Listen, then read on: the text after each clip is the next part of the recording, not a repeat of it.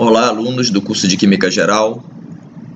Vamos dar início ao nosso curso com o primeiro vídeo que vai tratar sobre uma introdução geral à química.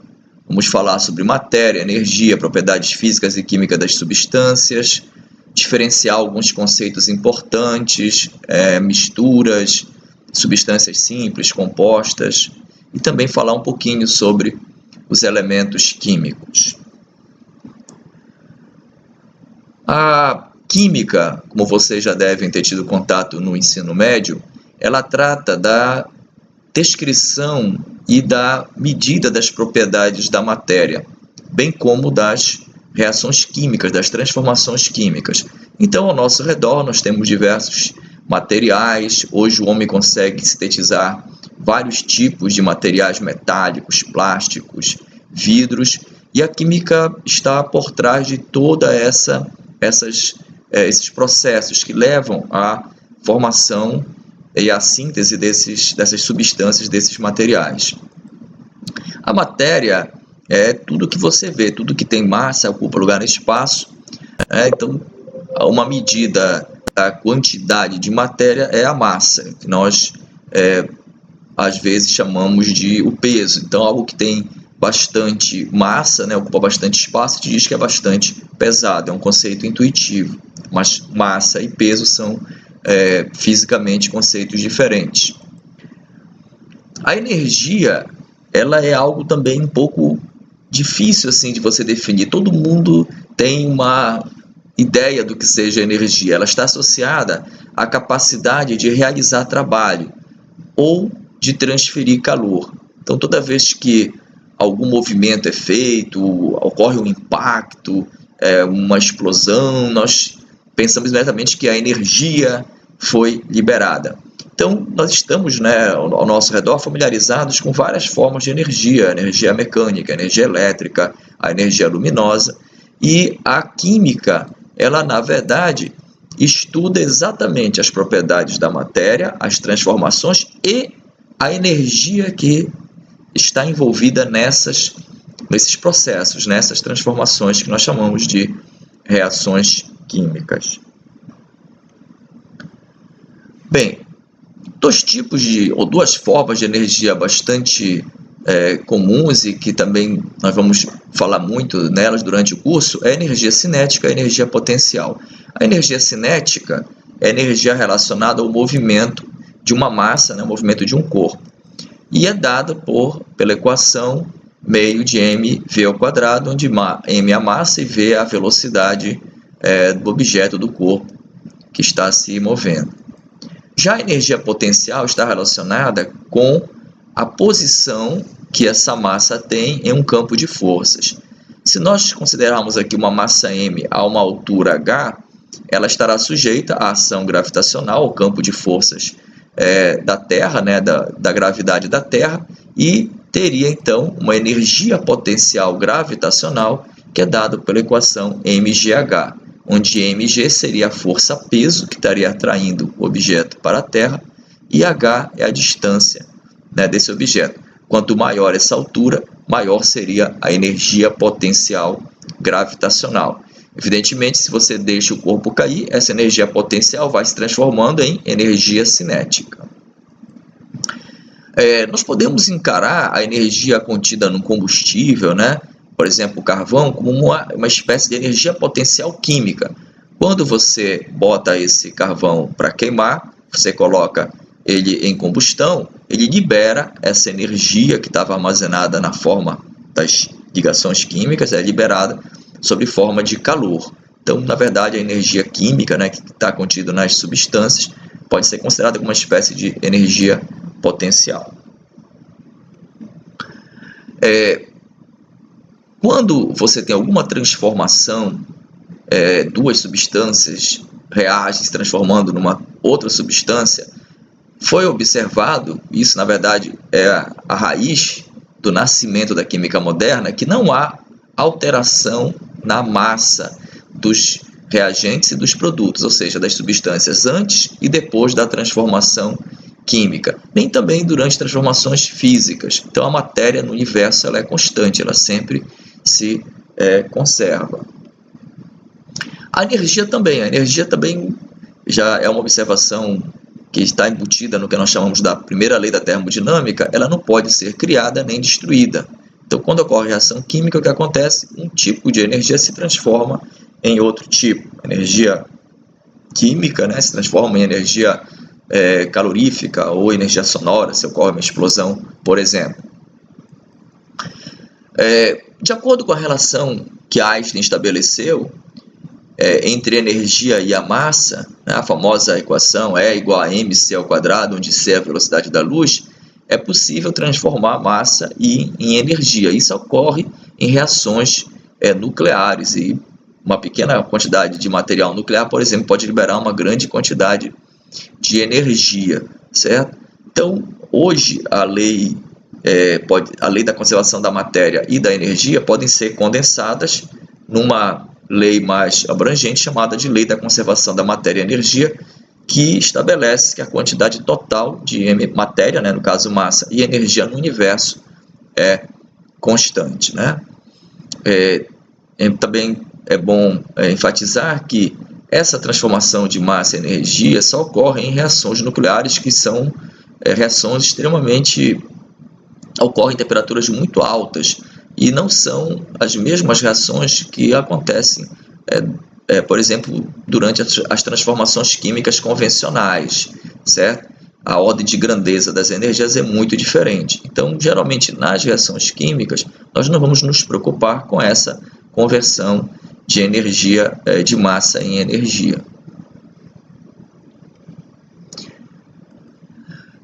A matéria, como vocês sabem, se apresenta sobre várias formas e também apresenta vários estados, né, de agregação. O sólido, o líquido e o gasoso. E esses estados, claro, podem passar um para o outro através da ação de calor ou de resfriamento, né, retirada de calor.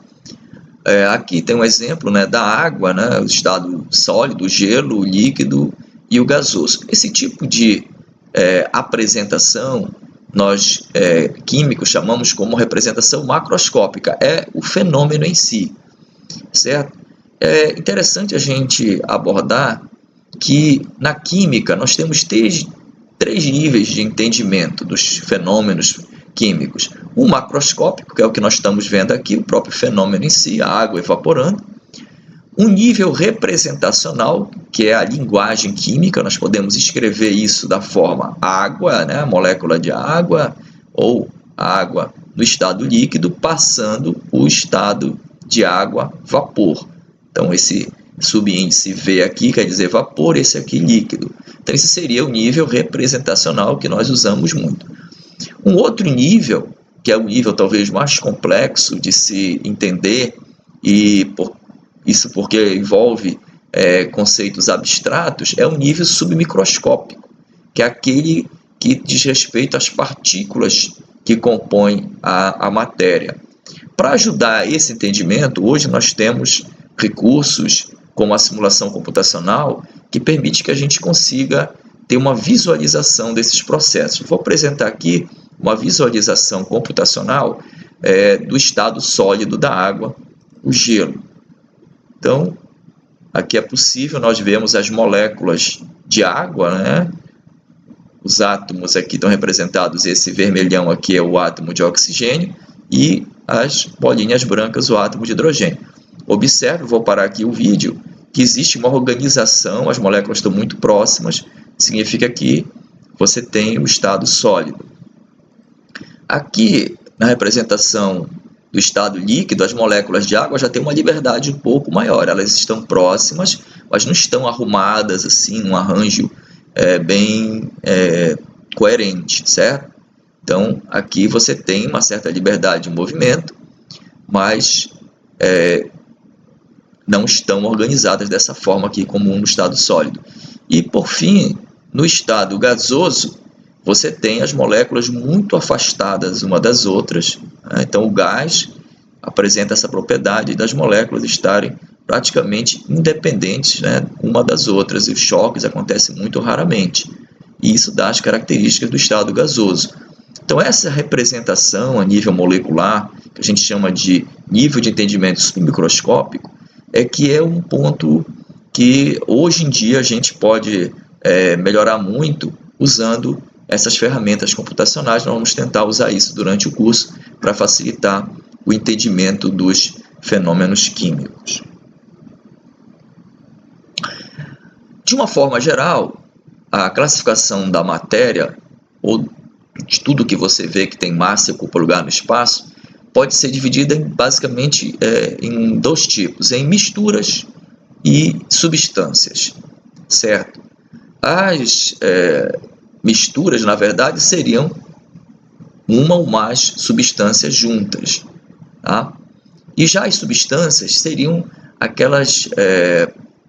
aquele tipo de material que você pode, através de separações físicas, caracterizar, identificar com certas propriedades.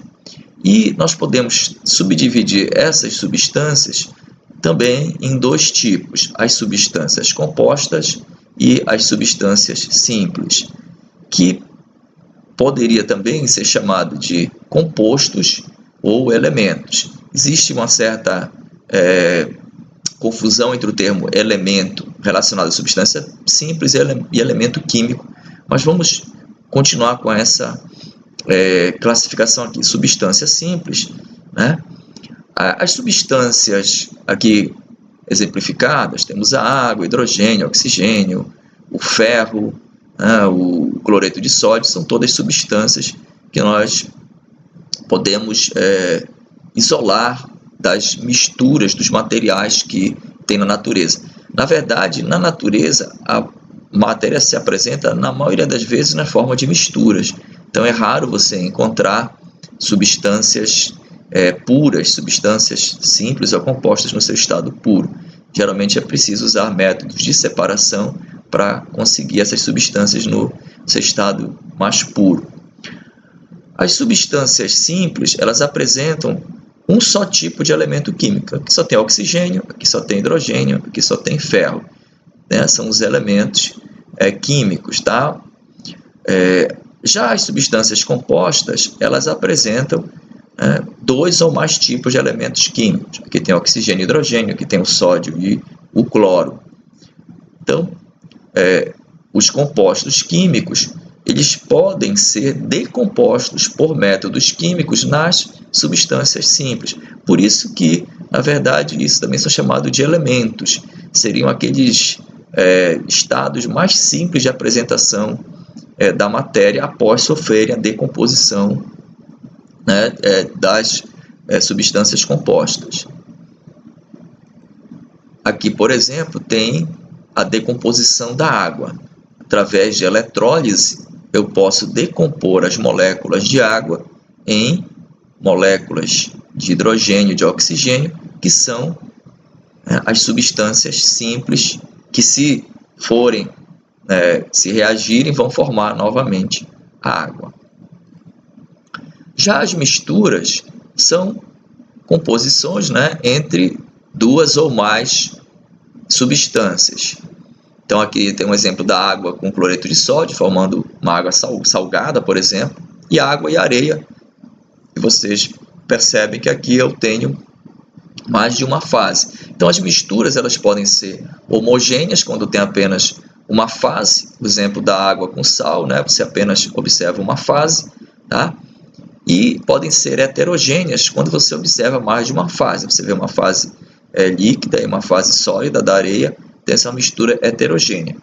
Você pode usar métodos de separação, por exemplo, a destilação, onde você aquece a solução de água com sal e pode separar a água e o sal vai ficar aqui nesse balão de destilação. Vocês vão ver esses aparelhos, funcionando na prática de laboratório da química experimental.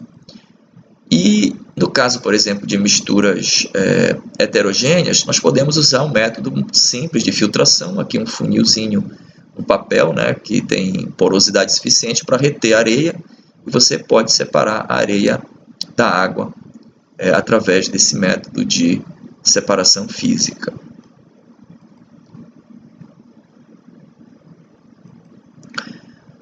Bem, tudo que nós temos na Terra, no universo, é composto de átomos, moléculas ou íons. Então, essas são as unidades básicas que formam a matéria. Então, a matéria, como nós a conhecemos, é formada por essas unidades básicas e nós temos que representar na química essas unidades básicas para que nós possamos entender e criar teorias sobre as propriedades e as transformações da matéria. Então, os modelos de substâncias simples, nós usamos geralmente bolas, né, para representar, no caso aqui, nós estamos representando os átomos dos gases nobres. Então, os gases nobres são substâncias simples, cuja unidade fundamental deles é o próprio átomo, né? Eles são gases monoatômicos. O carbono, aqui representando a forma diamante, você vê que existe um arranjo, né, ordenado aqui, que a gente chama de rede covalente, onde os átomos de carbono estão ligados. Aqui seria uma representação, por exemplo, de um cristal metálico. No caso do cobre, você teria os átomos do cobre arranjados dessa maneira. Os elementos, por exemplo, hidrogênio e oxigênio, eles são diatômicos, então são moléculas que apresentam dois átomos que representam esses elementos ou essas substâncias simples. No caso, o fósforo, né, você tem 4 átomos de fósforo e no enxofre 8 átomos de enxofre, formando esse arranjo, essa molécula de enxofre. Quando você tem substâncias compostas, por exemplo, aqui nós temos várias moléculas, a água, o gás carbônico, o CO2, você vê também que é possível representar no modelo de bolas e as moléculas vão apresentar uma certa geometria. E essa geometria vai dar propriedades que nós podemos identificar, né, e relacionar isso com a sua reatividade química. Por último, também, existem aqueles compostos que são formados por íons. Íons são átomos que apresentam um desbalanceamento de carga. Então, eles podem ser positivos, é o caso do sódio aqui, com uma carga positiva, ou negativos, o caso aqui do íon cloreto, que é o cloro com excesso de carga, uma carga negativa. Tem esse tipo de cristal, né, chama de cristal iônico, também pode ser representado pelo modelo de bolas aqui, nesse caso, formando esse arranjo cristalino. Todos esses arranjos, essas geometrias, nós vamos estudar no decorrer do nosso curso, mais em profundidade. As transformações físicas, elas têm a característica de não alterar a identidade das substâncias. Então, as substâncias apenas mudam de uma fase para outra, do estado sólido para o líquido, né? Então, a fusão do ferro, se você congelar a água, ou se apenas fizer um trabalho mecânico numa chapa de cobre, dobrar, são exemplos de transformações físicas. O cobre continua sendo cobre, a água, as moléculas já continuam na forma de moléculas de água, apenas elas estão mais próximas, né? Ou, no caso da fusão, estão mais separadas, tá? Devido ao aumento de temperatura, certo? Então, transformações físicas não há alteração na identidade, né? Na natureza das partículas que compõem a substância química. Exemplos de propriedades físicas, nós temos aqui ponto de fusão, ponto de ebulição, a densidade, condutividade térmica, né, condutividade elétrica, são propriedades que podem ser medidas. A densidade é uma propriedade física bastante importante, você pode usar a densidade para caracterizar vários tipos de materiais, é a relação entre a massa, né, e o volume daquele material ou substância. Então, geralmente é dado em gramas por centímetro cúbico. Aqui, apenas para ilustrar, você pode ter aqui diversos materiais com 1 centímetro cúbico e, dependendo do material, ele vai ter uma massa diferente. Quanto mais massa você tiver no mesmo volume, te diz que aquele material é mais denso. do que outro material, né? O chumbo, por exemplo, é bem mais denso que a água, né? Chega 12 vezes mais denso do que a água. O ponto de fusão é aquela temperatura característica em que uma substância passa do estado sólido para o estado líquido. É interessante que, se você fizer a reversão, por exemplo, você resfriar a substância, ela passar do estado líquido para o estado sólido, que seria o congelamento, a solidificação, o ponto é o mesmo.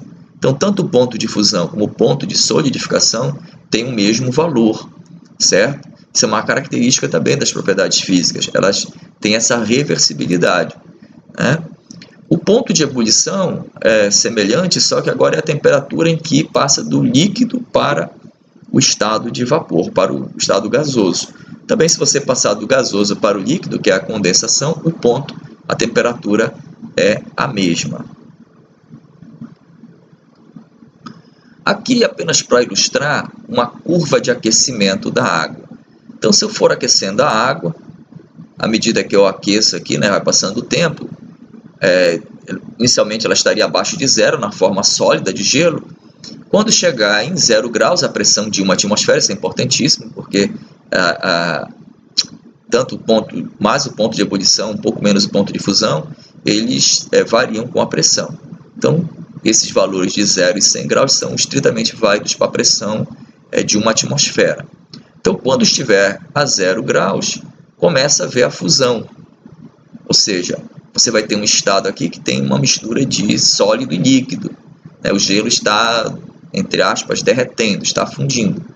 Até que, passado certo tempo, todo o gelo se transforma em água e a água começa a aquecer, até que atinge a temperatura de 100 graus, onde começa a passar para o estado vapor. Então, aqui você tem água no estado líquido e no estado vapor. A água está evaporando, até que atingiu certo tempo, toda a água que estava no estado líquido passou para o estado vapor. É importante observar que, durante a transição de fase, a temperatura permanece a mesma. Isso é uma característica das substâncias puras. Quando a substância está bem pura, né, tem pouquíssimas impurezas, você consegue observar esse patamar aqui, essa constância do ponto de fusão e de ebulição com o aquecimento, tá? No caso, se você fizer o processo inverso de resfriamento, como nós já falamos, os pontos de condensação e de solidificação são exatamente iguais aos valores do ponto de ebulição e de fusão. Se nós tivéssemos essa água aqui misturada com alguma outra coisa, com sal, com álcool, tivesse uma mistura, a água estivesse impura, o que nós íamos observar é que esse patamar não ia ser constante, você não ia ter essa constância da variação de estado, né, numa temperatura fixa. Você teria aqui uma faixa entre o início e o final da ebulição, ou entre o início e o final da fusão. Então, esse tipo de gráfico você pode usar para detectar se essa substância é pura ou não, certo? Então, as medidas das propriedades físicas, como a que nós vimos agora, ponto de fusão, você pode usar como critérios para identificação ou para definir a pureza da substância. Aqui nós temos exemplos, né, da água, né, algumas propriedades físicas, a cor, né, ela é incolor, ponto de fusão 0, ponto de ebulição 100, densidade a 4 graus centígrados é 1 grama por centímetro, e o seu calor específico. Já o cloreto de sódio, que é o sal comum, é um sólido branco, ponto de fusão extremamente elevado, 800 graus, densidade e a solubilidade. No caso de ser um sólido, é uma propriedade interessante, saber quanto desse sólido é possível dissolver, por exemplo, em água. Aqui nós temos uma tabela também para ilustrar essas propriedades físicas, ponto de fusão e ebulição, que nós reparamos aqui, né, em diversas substâncias, que ocorre uma variação bem grande nessas propriedades. Evidentemente que essas variações estão relacionadas à natureza química dessas substâncias, à estrutura química, como os átomos estão arranjados. Isso é uma relação que nós vamos trabalhar no decorrer do curso, que vocês poderão ter capacidade de, olhando o arranjo dos átomos, nas moléculas, nos retículos cristalinos, etc., ter uma possibilidade de previsão dessas propriedades. Então, é possível relacionar o valor dessas propriedades, tá, com o arranjo dos átomos, porque o ouro tem um ponto de fusão de 1064 graus e a sacarose tem de 185. Como é que é essa constituição a nível molecular, né, atômico molecular, dessas substâncias que permite que a gente entenda essas diferenças? Isso nós vamos ver oportunamente no decorrer do curso. Já as transformações químicas, diferentes das transformações físicas, elas ocorrem com alterações na identidade das substâncias. Ou seja, quando ocorre a transformação química, aquilo que era água deixa de ser água. Ela se transforma em outra coisa. Aquilo que era carvão se transforma em gás carbônico. Então, há variação na identidade das substâncias. É quando ocorrem as chamadas reações químicas. Tá? Então, aqui alguns exemplos de reações. Algumas nós vemos no nosso cotidiano, por exemplo, escurecimento de frutas, né? É um tipo de oxidação, tá? A combustão também é um tipo de oxidação, onde um combustível entra em contato com oxigênio e se transforma em gás carbônico e água. E a corrosão, que também envolve a ação do oxigênio. Nós podemos representar, né, aquele nível que nós falamos, representacional, essas reações através de equações químicas. Por exemplo, aqui o escurecimento da maçã, né, nós teríamos aqui uma sequência de reações que geraria um polímero escuro, que é a melanina, que dá origem a essa cor escura. Então, essas sequências de reações, que têm a presença do oxigênio, levam ao aparecimento. Vejam que vai ocorrendo uma mudança nas substâncias, na estrutura química. Aqui na combustão, né, se aqui fosse, por exemplo, álcool, reagindo com oxigênio, nós teríamos gás carbônico e água. Então, isso representa a reação química, representada pela equação química, tá? A transformação de uma substância em outras substâncias. E aqui a corrosão, né, o ferro em contato com oxigênio e água, produz a ferrugem, que é o hidróxido de ferro. Então, essa representação macroscópica, que é o fenômeno em si, pode ser feita também em termos da linguagem química, das equações químicas, e nós vamos, claro, usar muito isso no decorrer do curso e também, claro, na vida profissional de vocês, será também muito útil. É interessante observar que as propriedades químicas, elas não são só inerentes à substância, elas estão relacionadas à interação com outras substâncias, certo? Então, o ferro, ele reage com oxigênio e produz ferrugem. Então, sempre a propriedade química está relacionada uma substância com outra. O etanol reage com oxigênio durante a combustão, produzindo CO2 e água. Então, as propriedades químicas sempre é uma relação entre substâncias, exatamente porque existe a interação entre elas para ocasionar a transformação química. Bom, agora vamos dar uma olhadinha, né, nos nossos elementos químicos. Então, a humanidade, durante todos esses milênios, ela foi trabalhando com diversos tipos de materiais e hoje, né, com a tecnologia que nós já dispomos, é possível, ou foi possível, identificar na natureza 118 elementos químicos que estão dispostos nessa forma organizada aqui no que nós chamamos da tabela periódica dos elementos. Isso, com certeza, pessoal, é um dos maiores patrimônios do conhecimento da humanidade, a tabela periódica. Nela está contido o conhecimento de milhares de cientistas que durante muitos séculos, né, trabalhando em laboratórios, conseguiram identificar, né, isolar e identificar esses elementos. A tabela periódica, claro que aqui nós vamos só dar uma introdução geral, ela contém linhas, né, e colunas. E essas linhas e colunas, esse arranjo, está relacionado com a estrutura atômica, né, desses átomos dos elementos. Nós vamos ver isso oportunamente. Apenas aqui é dar informações de natureza geral. A maioria dos elementos da tabela periódica são metais. Nós temos aqui metais, aqui os ametais, certo? Outra coisa interessante que dá para falar da tabela periódica é que os elementos que estão nessas colunas têm propriedades químicas semelhantes, certo? Então, esses elementos aqui, os halogênios, têm propriedades semelhantes. Os metais alcalinos aqui têm propriedades semelhantes, são geralmente metais extremamente reativos, reagem muito fortemente com a água, por exemplo. Tá? Isso é uma informação que facilita bastante o entendimento das propriedades químicas, né, dos elementos. Aqui algumas informações de natureza geral.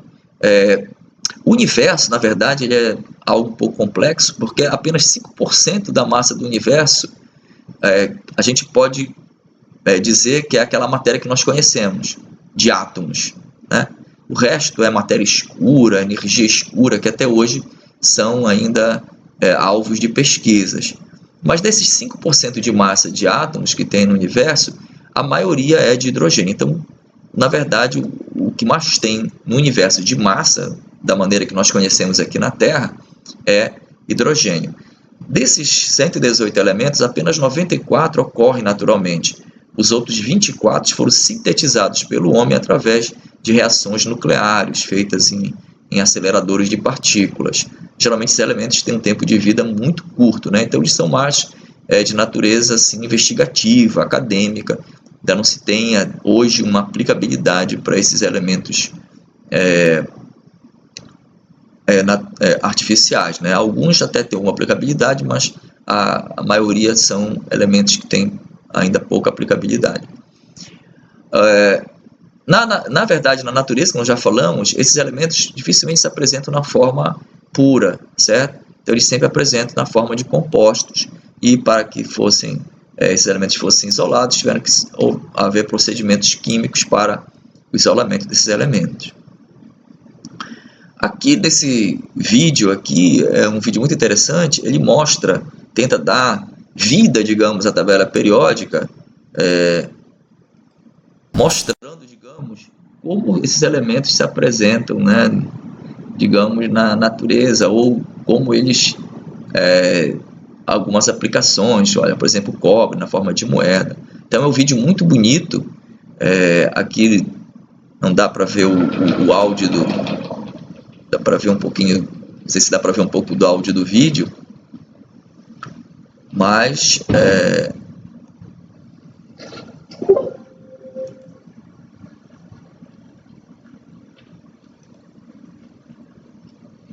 você observa aqui também várias propriedades, né, dos elementos.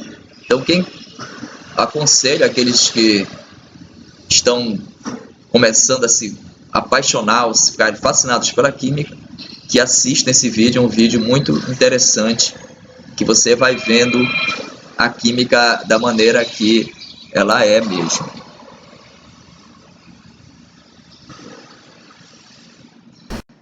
Outros vídeos dizem respeito à origem dos elementos, de onde veio todos os elementos que hoje nós temos aqui na Terra.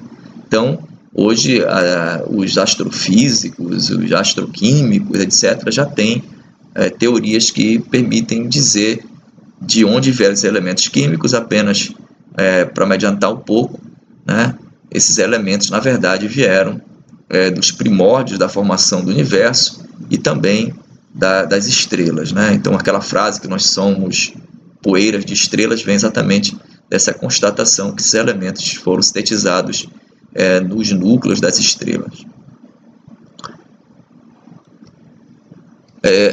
Em relação à mudança relativa, à quantidade, à percentagem desses elementos na Terra, o elemento mais comum, se nós formos considerar os oceanos, a crosta terrestre e a atmosfera terrestre, é o oxigênio.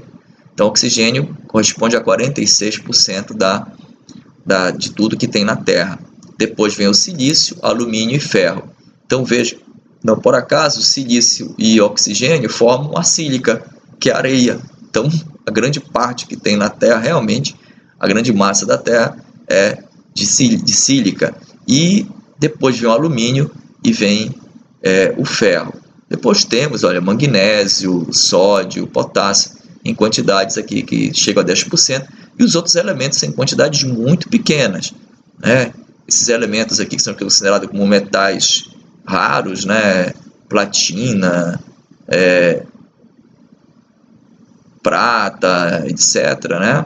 O ouro tem pouquíssima quantidade, por isso são considerados metais nobres e por isso que são caros, né? Quanto mais raro for o elemento químico, maior vai ser o seu valor, o seu preço. No corpo humano, também a quantidade que mais existe é de oxigênio. Depois nós temos o carbono, hidrogênio e nitrogênio. Esse mesmo tipo de proporção nós encontramos na maioria dos organismos vivos. Geralmente, os organismos vivos são compostos de carbono, oxigênio, hidrogênio e nitrogênio. Isso dá uma origem a uma química toda particular, que é chamada da química orgânica, certo? Que vocês vão ter também a oportunidade de estudar no decorrer do curso de vocês. Tá? Alguns outros elementos aparecem, que são importantes, chamados de micronutrientes, né, que são presentes no nosso organismo e que ajudam a funcionar as enzimas, as proteínas que nós temos no organismo, certo? Então, elas são essenciais também à vida, mas em termos de quantidade, os elementos mais importantes são carbono, oxigênio, o hidrogênio e o nitrogênio. Por fim, vamos fazer uma revisãozinha do que nós vimos, tá? Nós já podemos entender bem que a química está interessada em estudar a matéria, suas transformações e também na energia envolvida. A energia se manifesta de várias formas, né? A energia do movimento, a energia em relação à sua posição num campo elétrico ou campo gravitacional, a energia química, né? Existe uma lei da natureza, ou que os homens descobriram, de que a massa e a energia são conservadas em todas as transformações do universo. Não existe criação nem destruição de massa e energia, apenas transformação dessa em outras formas ou de uma em outra, por exemplo, em reações nucleares. Todos os materiais, na verdade, naturais artificiais, eles são geralmente misturas de substâncias químicas, e essas substâncias podem ser separadas por métodos físicos, como filtração, destilação. Então, para separar uma substância de outra, no caso, substâncias compostas, nós usamos métodos físicos de separação. As substâncias, depois de separadas dos seus materiais, elas podem ser classificadas em simples ou compostas. As simples, né, têm apenas um tipo de elemento químico, como oxigênio, neônio, hidrogênio.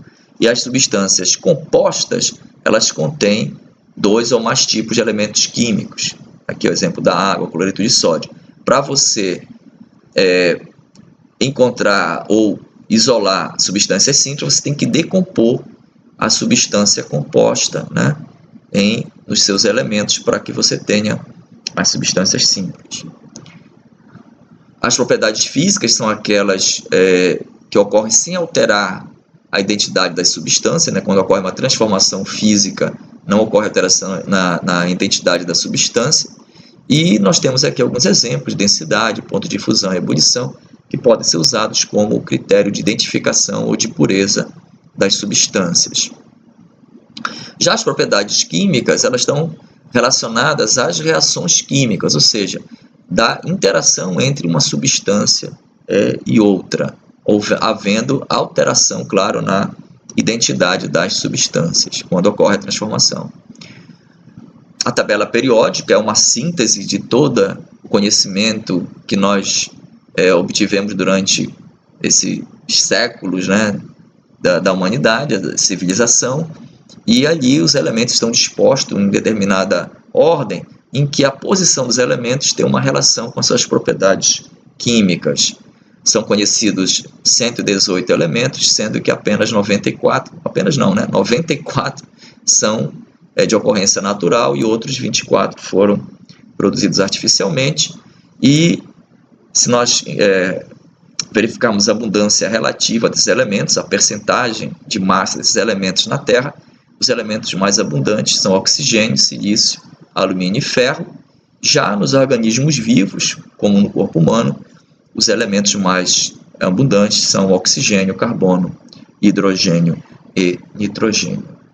Então, terminamos por aqui essa videoaula e desejamos bons estudos a todos.